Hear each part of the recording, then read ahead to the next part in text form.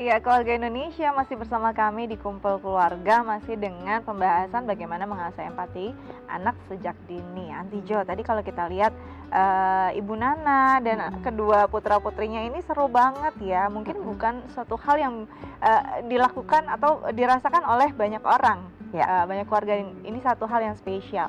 Tapi bisa nggak sih, kalau mungkin tadi memang kebetulan Ibu Nana lah seorang relawan. Tapi kalau kita mungkin orang-orang yang tidak berkecimpung di dunia relawan, bisa nggak sih mengajarkan anak untuk bisa berempati secara langsung pada orang lain atau mungkin orang lain di luar kita? Apakah kita harus memang keliling, menyusur, ada orang-orang atau panti-panti asuhan, atau bagaimana cara yang paling sederhana yang bisa dilakukan?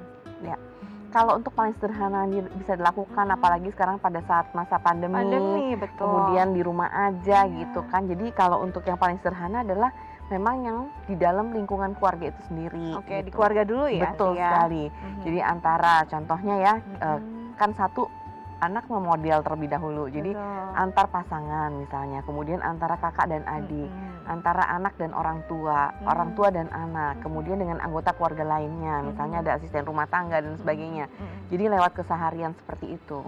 Oke, jadi sebenarnya memang harus tetap memikirkan juga kesehatan kita karena di tengah pandemi. Kalau bisa dilakukan dalam rumah saja ya. Bisa nggak sih memanfaatkan teknologi? Bisa saat ini. Caranya gimana? Iya. Contohnya misalnya ya, kalau untuk teknologi ada berbagai macam nih, ada yang satu arah, ada yang dua arah. Misalnya contohnya kalau satu arah tadi kita bisa melihatkan video-video dengan tema-tema yang berkaitan dengan empati. Misalnya kayak tadi kita bisa hadirkan video relawan dari kelompok komunitas Tovan. Berarti gitu lewat ya. Kumpul Keluarga bisa ya? Bisa, lewat acara ini itu bisa banget. Iya, jadi pada saat nonton jangan nonton sendirian, tapi ajak anak-anak juga. Kemudian biarkan anak-anak mendengar dan misalnya ada hal yang tidak dia mengerti, kita bisa jelaskan seperti itu. Nah, kemudian kalau yang dua arah bisa juga tadi kita misalnya melakukan bentuk empati, misalnya penggalangan dana atau kemudian dalam hal tadi memberikan apa pengetahuan yang kita bisa kepada orang lain melalui teknologi-teknologi, misalnya seperti yang tadi disebutkan adalah sosial media. Atau kemudian melalui meeting online gitu ya, sarana meeting online, tapi kemudian di situ ada interaksi antara kita dengan orang lain. Misalnya contohnya tadi para penderita kanker gitu ya. Nah, pada saat itu kita manfaatkan, kita ajak juga anak-anak di situ gitu. Misalnya contohnya, Dek, kamu mau menyampaikan apa kepada Om, atau Dek coba bacain puisi kamu yang kemarin kamu udah bikin buat si Om gitu kan. Nah, sehingga anak tahu bahwa dari hasil yang dia buat itu bisa menghibur orang lain gitu. Nah, Anti, mungkin tidak sih empati anak yang tadinya memang sudah baik nih di usianya, saat dia pra remaja sampai remaja ini mungkin terkikis nggak? Dan bagaimana caranya biar ini tetap ada? Iya. Sebetulnya kalau memang dasarnya dia sudah ada nih pada usia-usia sebelum remaja, nah remaja itu mereka tinggal melanjutkan. Tapi setidaknya mereka tahu sebetulnya yang mereka lakukan itu yang baik apa. Nah, itu yang paling penting gitu. Kalau prinsipnya mereka tahu bahwa kalau aku melakukan ini itu menyenangkan orang lain, aku melakukan ini adalah bentuk perhatian ke orang lain. Nah, itu tinggal sebetulnya actionnya aja. Jadi sebetulnya kalau untuk kita membentuk perilaku yang nyata itu kan harus ada dari satu pemahaman, kita tahu dulu nih.